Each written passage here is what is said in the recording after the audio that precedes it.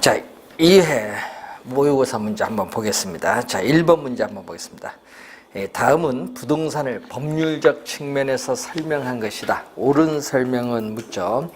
자, 의제 부동산은 준부동산인데 특별법 등에 의해서 등기나 등록이 가능하므로 저당권의 객체가 될 수 있다. 1번 바로 정답이죠. 자, 1번이 정답이고요. 준부동산 얘기죠. 2번 우리나라에서는 이 광업권의 객체가 되는 지하에 매장되어 있는 미채굴의 광물에 대해서는 토지 소유자의 권한이 미치지 아니한다. 그러니까 권리가 미친다니까 틀렸죠. 미치지 아니한다. 그래서 2번은 틀린 지문. 2번은 시험에 많이 나오는 지문이죠. 3번 임목 등기는 한 그루의 나무도 가능하다니까 틀렸는데 등기는 수목 집단만 가능.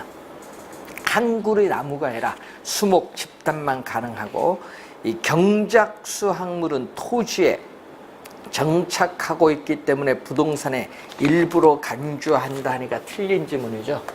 자, 그 1번 문제에 있어서 4번 지문을 보면은 이 경작수 학물이죠.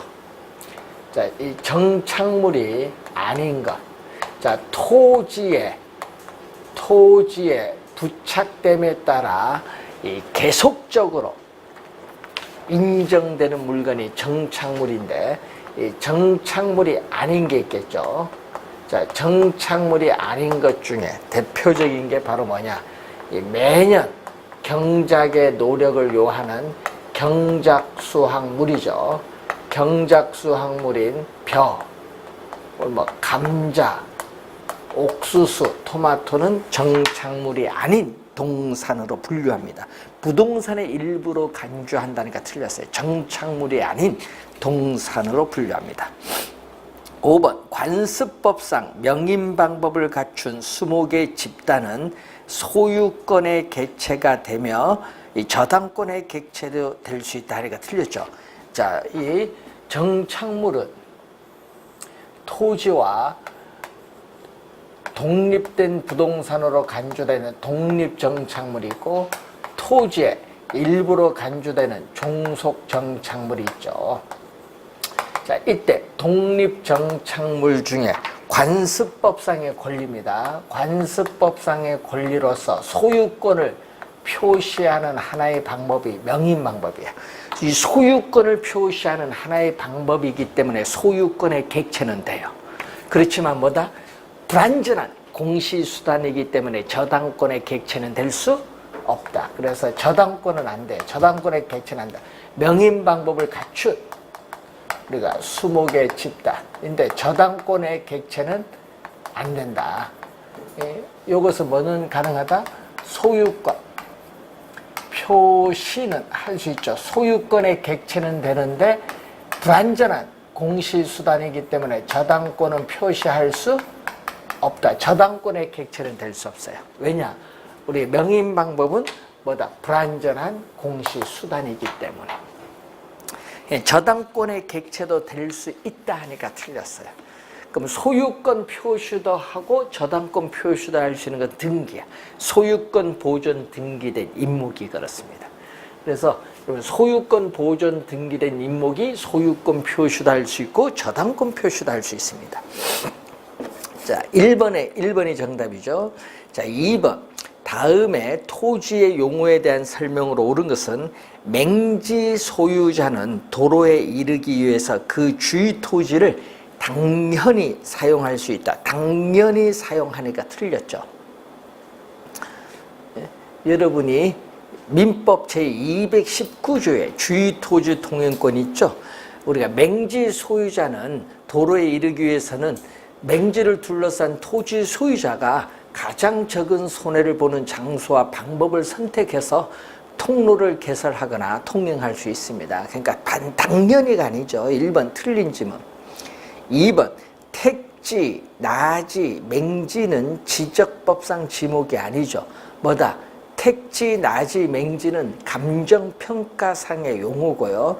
그리고 전 과수원 제방 유지는 지목이죠. 지목. 이 지적법, 우리가 지적법 간단히 얘기하는데 공간 정보의 구축 및 관리에 관한 법률에 의한 우리의 지목이 됩니다. 2번 어떻게 돼요? 정답인데 여러분 유지와 국어의 개념이 작년에 출제를 했었거든요. 그래서 유지, 국어, 제방, 하천, 도로 이런 것은 지목입니다.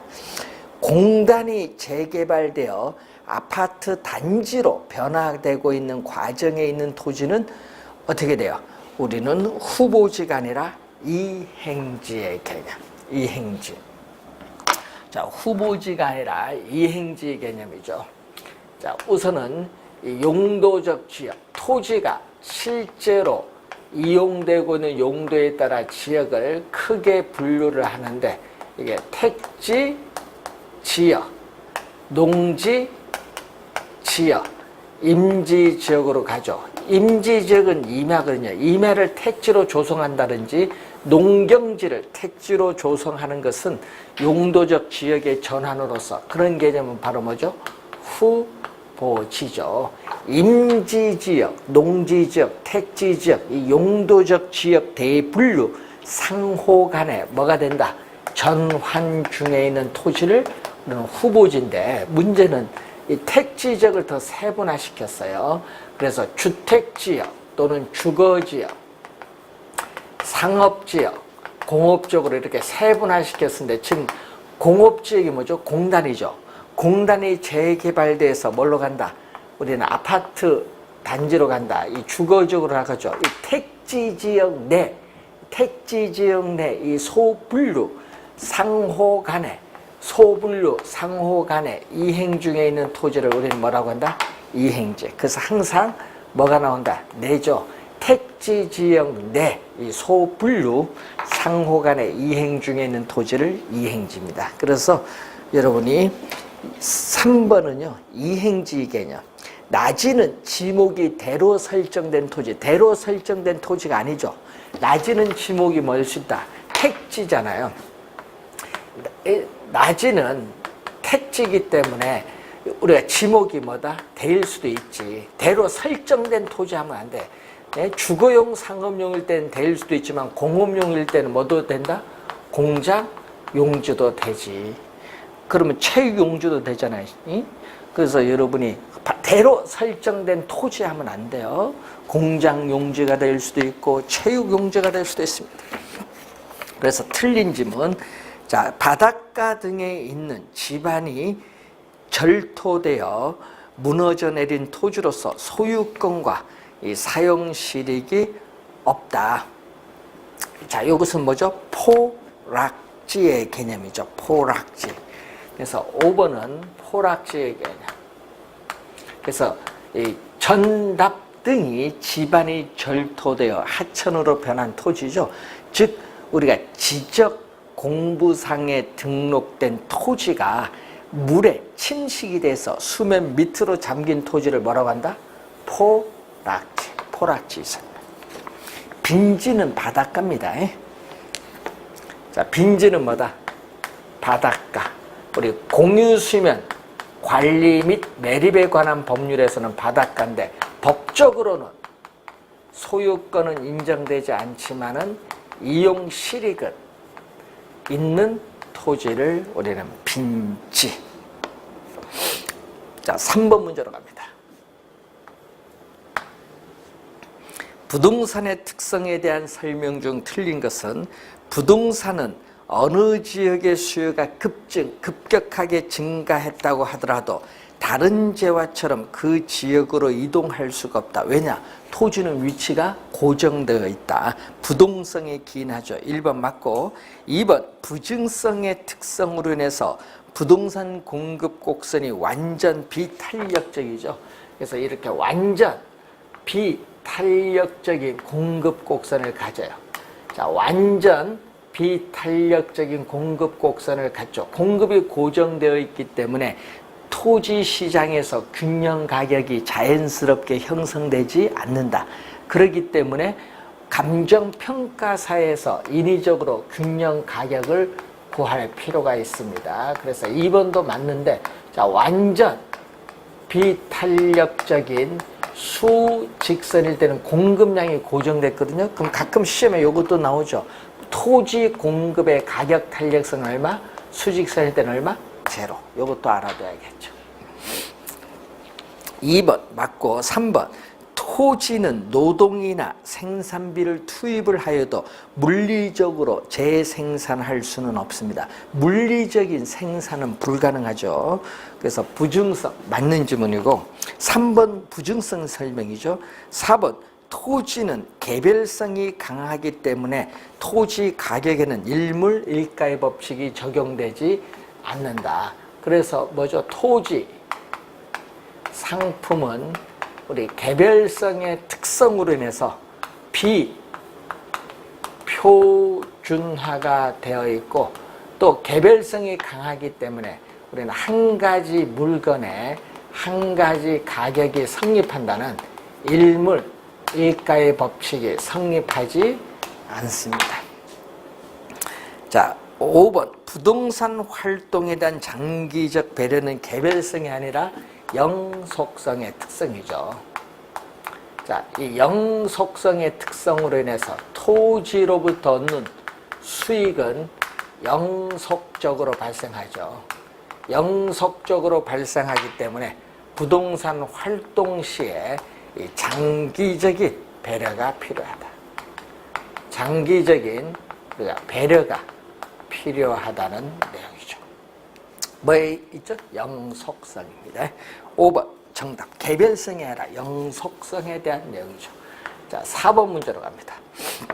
아래의 그래프는 주택시장에서의 수요 곡선과 공급 곡선이 나타낸다.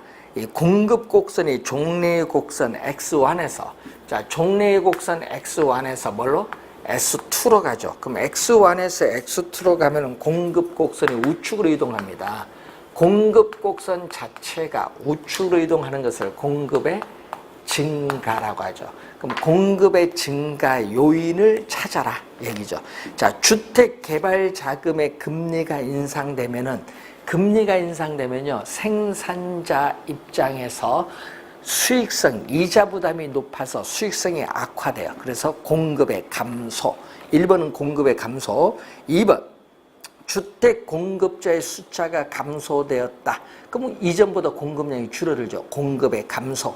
자, 그리고 3번에 주택 가격이 인하되었다. 이 말이겠죠. 자, 여러분 주택 가격이 인하되면 어떻게 돼요? 자, 공급 곡선이 주어졌는데 이렇게 공급 곡선이 주어졌는데 주택 가격이 인하가 되면 그러면은 인하가 되면은 어떻게 돼요? 수익성이 악화되죠. 그래서 공급량을 줄인데 문제는 이 주택 가격이 인하가 되면은 A점이 이렇게 B점으로 이동해요. 공급 곡선 상에서 이동해. 주택 가격이 우리가 나오면은 공급 곡선 상에서 이동한다. 자, 주택 가격이 우리가 인하가 되면은 이렇게 주택 공급 곡선 상에서 이동하는 무슨 변화? 공급량의 변화입니다. 공급의 변화가 아니죠. 이거는 공급량의 변화. 그래서 3번도 틀렸고 5번 주택 수요자에 대한 보유세가 뭐가 됐다? 중과가 됐다. 자, 보유세가 중과되면은 수요가 세금 부담이 높기 때문에 수요가 감소돼요. 자, 5번 정답인데 주택 공급에 대한 보조금이 지급을 됐다. 자, 여러분 보조금이 지급하면 어떻게 돼요? 자, 보조금이 지급하면은 이 보조금 금액만큼 생산비가 어떻게 돼요? 하락을 하기 때문에 이전보다 공급량은 더 많아지죠. 이전보다 공급량은 더 많아져서 공급이 증가를 합니다. 그래서 5번 정답이죠. 자, 5번 문제로 갑니다. 현재 임대주택의 수요 함수와 공급 함수가 주어졌다. 자, 수요 함수, 여러분 이해를 돕기 위해서 그림을 한번 그려보면 수요 함수는 QD. 자, 수요 함수인 QD는 1000 마이너스 2P로 주어졌고 공급 함수 QS는 200 플러스 EP로 주어졌다. 자, 이때 소득의 증가로 인해서 수요의 증가의 결과 수요 곡선은 이동을 하는데 얼마로 이동했다? QD는 1400 마이너스 2P로 이동했다면, 예? 우리가 수요의 증가로 인한 균형 가격과 거래량은 변동은 어떻게 되느냐? 자, 그러면은 어떻게 나오죠? 우선 요 점이 바로 뭐가 돼? 최초의 균형. 최초의 균형이고, 요거는 뭐다? 새로운 균형이죠. 그러면 최초의 균형에 비해서 균형 가격은 상승하고 거래량은 증가를 하는데, 자, 그래서 항상 우리는 균형을 물을 때는 어떻게 묻죠? 최초의 균형일 때는 항상 여러분이 균형이 나오면은 수요량과 공급량은 항상 뭐다? 같다.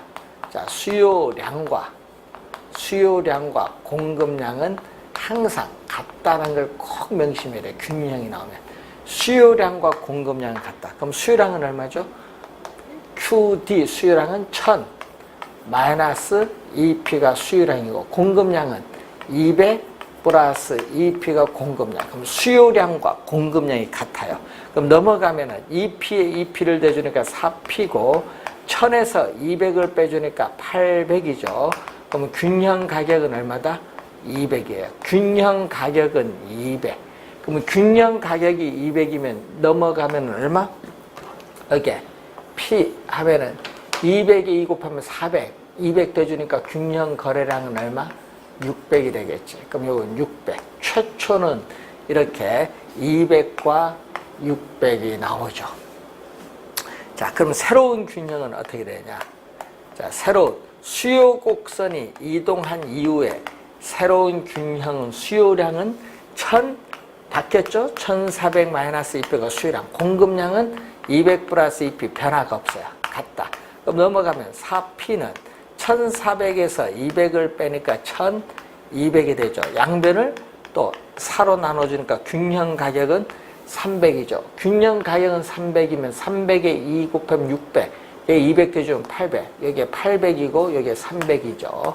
그러면 균형 가격은 200에서 300으로 100만큼 상승하고, 균형 거래는 600에서 800으로 200만큼 뭐한다? 증가를 하죠.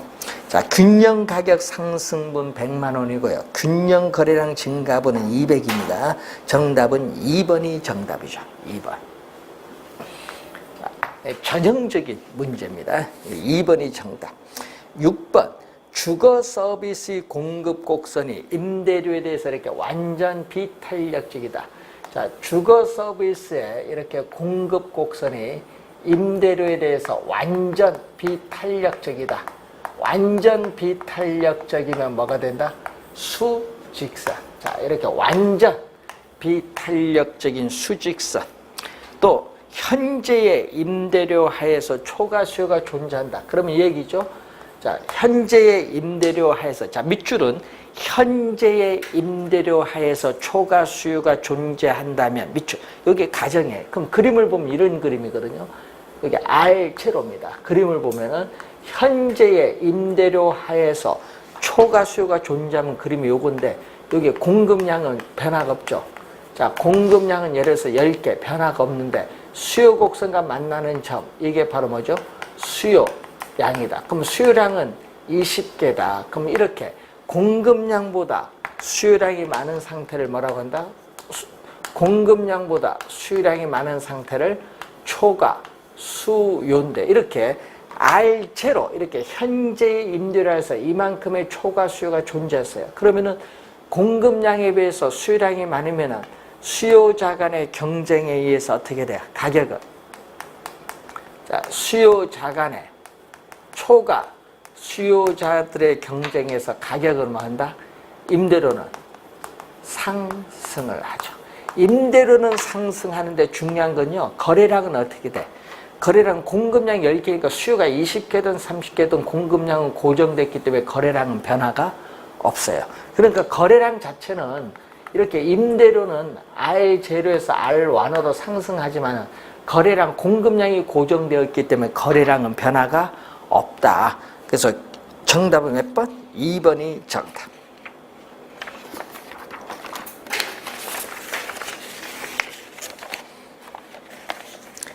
1번 답하면 안 되죠. 1번으로 많이 합니다. 주의 좀 해야 돼요. 7번 문제로 갑니다.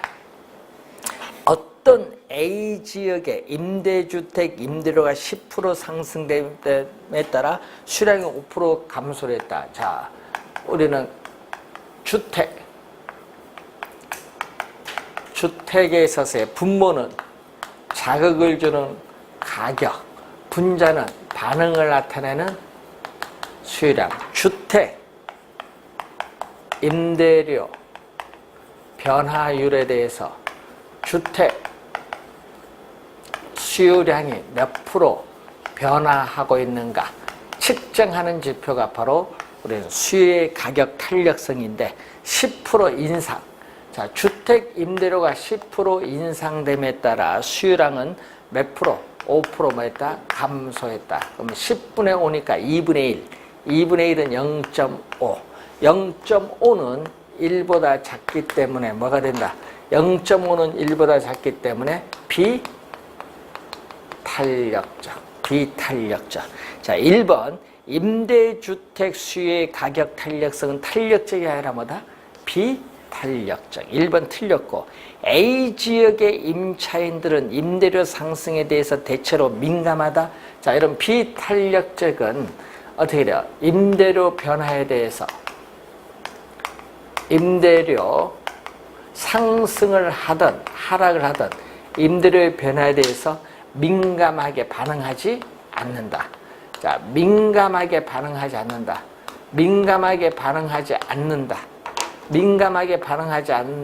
이게 비탄력적. 또 대체재가 비탄력적은 탄력적인 상품에 비해서 대체재가 또 비교적 적다. 대체재가 비교적 적다. 탄력적. 요 두 가지를 기억을 잘 해두셔야 돼요. 비탄력적. 자, 2번 틀렸고 3번 A 지역은 임대료가 하락하면은 임대는 그만큼 더 큰 수익을 얻을 수 있다. 자, 여러분 거기 요 그림을 보면은 비탄력적은 이렇게 기울기가 급하죠. 비탄력적이죠. 자, 이때 여러분이 요 가격 임대료가 하락을 하면 어떻게 돼요? 자, 이렇게 이 가격과 요 수요량을 곱한 요 면적이 총수입이야. 총수입. 그러면 지금 총수입이 요거거든요. 지금 총수입이 이만큼의 총수입인데 가격이 하락한다. 가격이 이렇게 대폭 하락을 하더라도 수요량 증가폭은 미미해. 왜? 비탄력적이니까. 그러면은 이 가격과 수요량 곱한 이 면적이 총수입인데, 그럼 이 노란 면적은 빨간 면적에 비해서 훨씬 줄어들거든요. 그래서 가격이 하락을 하면은 우리는 임대업자의 총수입은 뭐 한다? 우리는 감소해요. 자, 가격이 하락하면은 임대는 그만큼 더 큰 수익을 획득한다 하니까 틀죠. 수익이 줄어듭니다. 그래서 또 A적 임대는 이렇게 가격이 오르면 어떻게 돼? 가격이 오르면 또 수요량 감소폭이 줄어들기 때문에 총수입은 증가합니다. 4번이 정답. A 지역은 임대주택에 대한 대체재가 비교적 많은 편 하니까 틀렸죠. 비교적보다 적은 편. 비교적 적다. 4번 정답이 되겠습니다. 8번 문제로 갑니다.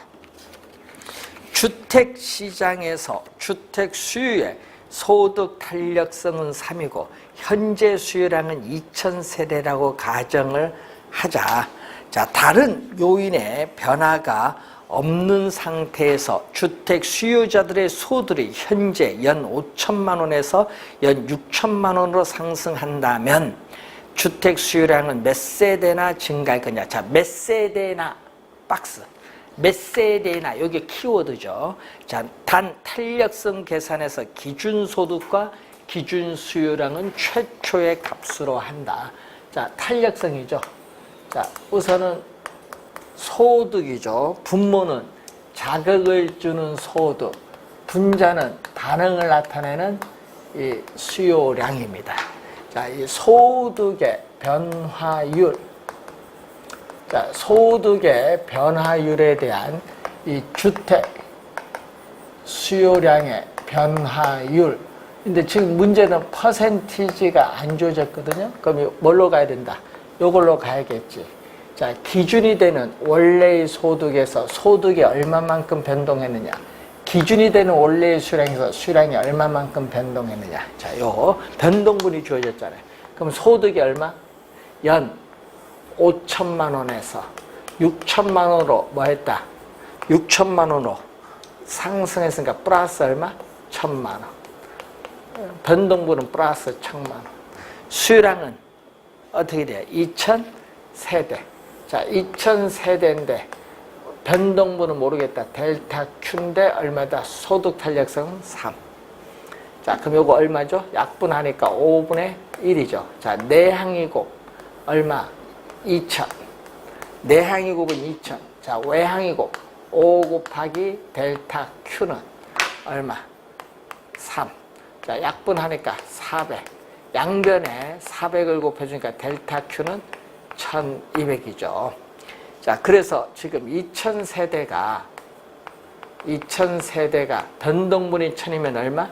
3200세대로 우리는 증가하겠죠. 만약 시험 문제 몇 세대로 이 노가 나오면요. 몇 세대로 하면은 3200이 답인데 지금 문제에서 뭐를 물었다? 몇 세대나 아까 메모 씌웠죠? 몇 세대나 이걸로 물었거든요. 몇 세대나 나로 물었거든요. 그럼 답은 몇? 1200이 정답. 그래서 1200이 정답.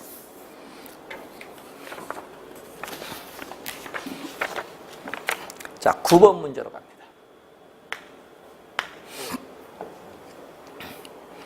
부동산 경기 변동에 관한 설명으로 틀린 것은 부동산 경기는 주기의 순환 국면이 일정하지 않은 경향이 있다. 이 불분명하고 뚜렷하지 않습니다. 맞는 질문.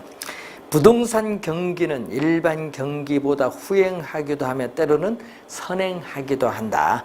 2번 맞고 3번 상향시장 국면에서 부동산 매매 시에 매도자는 가격이 오르기 때문에 거래의 성립 시기를 뒤로 미루려고 하고 매수자는 거래의 성립 시기를 앞당기려고 하는 경향이 있다. 그래서 무슨 국면이죠? 우리는 매도자가 중시되는 시장이죠. 그래서 이 상향 시장 회복은 가격이 뭐다? 오르기 때문에 부동산 중개 전문 활동 입장에서 뭐가 중시된다? 매도자가 중시되는 시장이 형성이 되죠. 자, 4번 후퇴시장 국면은 전반적인 부동산 활동이 뭐한다? 침체되기 시작을 하고 추가적인 침체가 가속화될 가능성이 많은 시장이 후퇴시장. 맞는 지문입니다.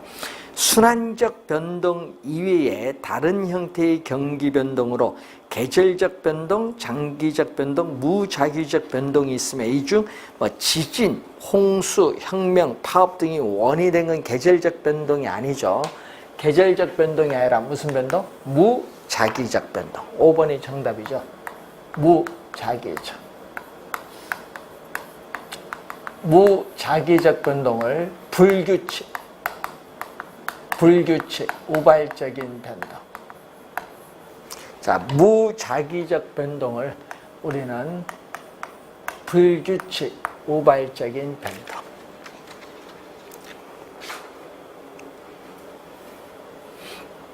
뭐죠? 우리는 예기치 못한 사태. 정쟁, 혁명, 폭동, 이 지진이나 홍수 등의 자연재해, 정부의 급격한 정책의 변화, 예기치 못한 사태로 인해서 나타나는 비순환적인, 비주기적인 경기 변동이 무작위적 변동. 5번 정답. 자, 10번 문제로 갑니다.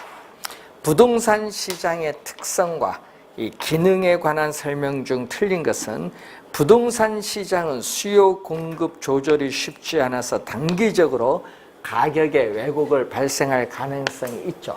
자, 우리가 부동성 또는 부증성 등의 특성으로 인해서 우리가 수요가 증가하더라도 바로 즉시 택지를 조성해서 공급을 늘려주기가 어렵다. 수급 조절에 곤란성이 나타나죠. 즉 우리는 부동산은 공급에 뭐가 존재한다? 시차가 존재하기 때문에 수급 조절이 곤란하죠. 그래서 단기적으로는 부동산 시장에서의 이 가격의 왜곡이 발생을 할 가능성이 높다는 거죠. 1번 맞고, 2번 부동산은 위치의 고정성 때문에 구체적인 지리적 공간을 수반합니다. 맞고, 부동산은 개별성이 강하기 때문에 시장에 비조직화가 나타나죠. 자, 이 개별성으로 인해서 부동산 상품은 비표준화되어 있죠. 그래서 대량 생산을 할 수 없기 때문에 도매상이나 소매상과 같은 유통 이 기구가 어떻게 돼요? 존재하지 않아요. 그러다 보니까 시장이 조직적으로 체계화되어 있지 않습니다. 그래서 부동산 상품의 가격에 대한 집중적인 통제가 곤란하고, 그리고 부동산 거래 시 거래 비용이 많이 들죠. 자, 4번 거래의 은밀성으로 인해서 정보 수집이 곤란하고 정보 탐색 비용은 증가하죠. 거래에 있어서의 뭐가 나온다? 또 공개성 또는 은밀성. 부동산 거래 내용의 사실을 공개하기를 꺼려하기 때문에 정보 수집이 곤란하고 정보 비용이 증가합니다. 부동산 시장은 부증성이 아니죠. 뭐 때문에? 부동성. 위치가 고정되어 있기 때문에 일정한 우리가 공간에 한정되는 경향이 있습니다. 공간적 작용 범위가 일정한 지역에 한정되는 경향이 있는 국지적 지역 시장을 또 형성을 하죠. 뭐 때문에? 바로 부동성. 부증성이 아니라 부동성입니다. 5번 정답. 자, 11번 부동산 시장에 대한 정부의 공적 개입의 필요성 및 규제 방법에 관한 설명으로 틀린 것은 사적 시장에서의 시장 질서는 계층 간의 소득 불균형을 심화시킬 수 있으므로 우리는 정부의 개입이 필요하죠. 뭐를 위해서? 소득 재분배를 위해서. 부동산 시장은 정보의 비대칭성으로 적정한 자원 배분이 되지 못하기 때문에 자원을 효율적으로 배분하기 위해서 개입이 필요합니다. 주거 복지 측면에서 최소한의 질적 수준을 갖춘 주택이 부족하기 때문에 우리는 주택을 공급을 하기 위해서 정부의 개입이 필요하죠. 토지는 공공재임으로 하니까 틀린 지문입니다. 자, 토지는 공공재가 아니에요. 토지는 사적 재화예요. 사적 재화. 토지는 사적 재화고요. 뭐가 아니다? 공공재가 아니다. 네. 토지는 사적 재화고, 토지는 부증성의 특성에서 면적이 유한하다 보니까 공공재적인 성격을 갖추죠. 네. 공공재적인 성격을 가진 재화지 공공재라고 안 합니다. 공공재적인 성격을 가진 재화죠. 대표적으로 예를 들면 뭐다? 산림 같은 거. 이 공공재적인 성격을 가진 재화지 사적 재화입니다. 공공재가 아닙니다. 4번 정답. 5번 공원 등과 같은 공공재인 경우에는 과소. 자, 공공재인 경우는 어떻게 돼요? 민간 시장 기구에 생산을 맡기게 되면은 수익자 부담의 원칙에 따라 비용을 지불해야겠죠. 그래서 어떻게 됩니까? 우리는 공공재에 대한 수요, 선호를 밖으로 표시를 하지 않기 때문에 과소 생산되는 경향이다. 사회적으로 필요한 양만큼 생산하지 못하고 어떻게 돼요? 과소 생산되는 경향이다. 과소가 포인트죠. 맞는 질문. 4번 정답입니다. 12번 토지 정책수단에 관한 내용 중 옳은 것은 개발권 양도 제도를 통해서 자원보전이라는 사회 목적 실현의 비용은 전부 보전지역 소유자가 부담한다. 보전지역이 아니라 누가 부담하죠? 개발지역이죠. 자, 개발이 가능한 지역과 보전 지역이 있으면은 이 보전 지역의 토지 소유자, 자, 보전 지역의 토지 소유자는 개발 제한에 따르는 의도하지 않은 개발 제한에 따르는 의도하지 않은 우발적인 손실을 입게 되게 했고 개발 지역의 토지 소유자는 또 우발적인 뭐를 이익을 얻게 되겠죠. 자, 그래서 이 보전 지역의 토지 소유자로부터 소유권과 개발권을 우리가 분리하는데 이 개발권은 보전 지역에서는 개발을 못해요. 그렇기 때문에 이 개발권을 시장 기구를 통해서 누구에게 개발 지역의 법정 허용 용적률 이상 개발을 원하는 토지 소유자에게 매각함으로써 우발적인 손실에 대한 보상을 받는 제도가 바로 TDR이죠. 그러니까 보전 지역의 토지 자원 보전을 우리 비용은 누가? 개발 지역, 개발권을 매입을 하는 개발 지역 토지 소유자가 부담합니다. 보전 지역이 아니죠. 1번 틀린 질문. 2번 오늘날 선진국에서는 TDR 제도의 문제점을 보완하기 위해서 이걸 실시하고 있다니까 또 틀린 질문이죠.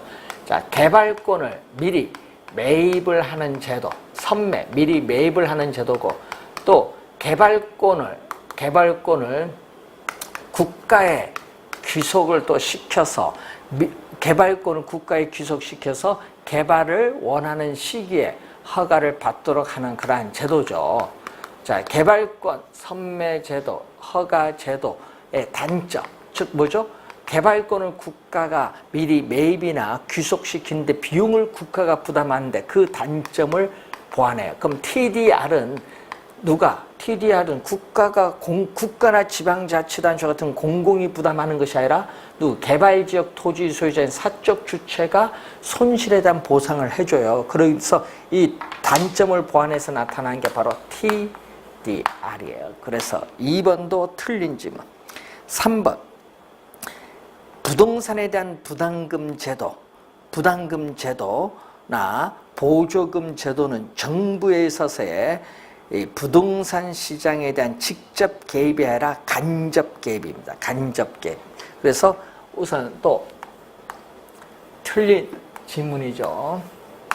부담금인데 정부의 부동산 시장의 개입 방법은 직접과 간접이 있는데 정부가 부동산 시장에 직접 개입을 해서 수요자와 공급자의 역할을 적극적으로 수행하는 것은 공영개발이라든지 공공임대 보유제, 토지 수용이라든지 토지 비축제도 이런 것은 대표적인 건데, 자, 간접 개입은 시장 기구의 틀, 골격을 유지하면서 시장의 기능을 통해서 소기에 정책 효과를 달성하는 거죠. 취득세, 그리고 재산세, 종합부동산세, 양도소득세 같은 세금을 우리가 부과하거나 보조금, 임대료에 대한 보조금을 지급을 한다든지 개발이익 환수에 관한 법률에서 개발 부담금을 부과한다든지 또는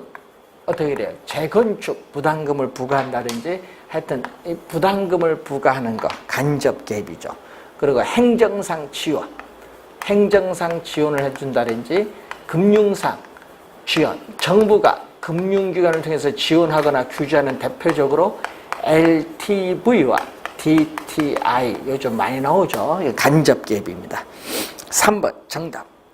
3번 틀린 질문이죠. 정답이 아니라 틀린 질문.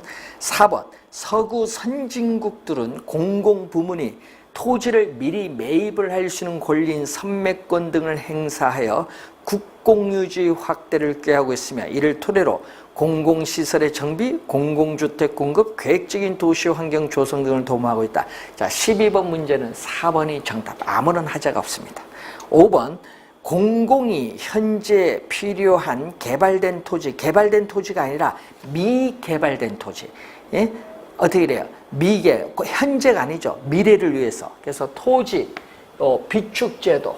자, 이 토지 비축제도의 개념, 토지은행제도의 개념은 현재가 아니라 현재 필요한 개발된 토지가 아니라 뭐죠? 미래의 용도를 위해서. 그러니까 현재 필요한 게 아니라 미래의 용도를 위해서 미개발된 토지야. 미개발된 토지. 미래의 용도를 위해서 미개발된 토지를 저렴한 가격으로 대량으로 매입을 해요. 그래서 공공시설 용지를 적시에 공급해 주거나 민간에게 비싼 가격으로 매각, 임대하는 제도가 토지 비축제도. 개념 시험에 많이 나오죠. 5번 틀린 질문. 자, 13번 문제로 갑니다. 자, 주택시장에서 발생하는 형상에 대한 내용 중 틀린 것은 주택시장에서는 여가로 인한 공급이 발생하는데 이 하향 여가가 일반적인 형상이죠. 자, 여가 과정은 주택의 순환 형상이죠. 자, 여가 과정은 우리가 주택에서의 순환. 주택은 고정되어 이동할 수 없는데 순환한다는 것은 주택에 살고 있는 주민들이 이사를 간다는 형상이죠. 좀 이사를 가려면 빈집이 있어야 되니까 공가가 연쇄적으로 나타난다는 것을 전제로 해서 나타납니다. 자, 상향 여가와 하향 여가가 있는데 우리가 일반적으로 여가라고 하면 아까도 얘기했듯이 하향 여가가 일반적인 형상이다. 자, 상향 여가는 저소득층이 거주하는 저급, 이 저가 주택이 뭐를 통해서 비용을 투입을 해서 수선 또는 재개발을 통해서 상위 고소득층의 사용으로 전환되는 것을 말하죠. 그래서 상향여가는 천이기에서 활발하게 전개되는 것이 아니라 인근 지역의 생애 주기 중 어디서 성장기입니다. 천이기가 아니라 성장기. 그래서 2번 정답. 3번 보수 비용이 가치 증분보다 크다고 해서 반드시 주택에 대한 보수가 이루어지는 것은 아니다. 왜? 소득이 낮으면 보수가 이루어지지 않을 수도 있어요. 소득이 낮으면. V 외부 효과는 하향 여가와 관련되고 정의 외부 효과는 상향 여가와 관련되죠. 그래서 이 외부 효과가 또 영향을 주죠. 저소득층이 거주하는 주택인 불량주택이 발생하는 근본적 원인은 시장의 실패 때문이 아닙니다. 바로 소득이 낮기 때문에 생기는 소득 문제입니다. 이 소득이 높은 고소득층은 자신의 소득에 맞는 고급 주택을 소비하고 소득이 낮은 저소득층은 또 자신의 소득에 맞는 불량주택을 소비하죠. 그래서 소득에 따라 주택 자원이 효율적으로 배분이 이루어지고 있기 때문에 나타나는 형상이다. 이렇게 보시면 되겠습니다. 자, 13번 문제까지 풀었고요. 잠시 쉬고 14번부터 풀어보도록 하겠습니다.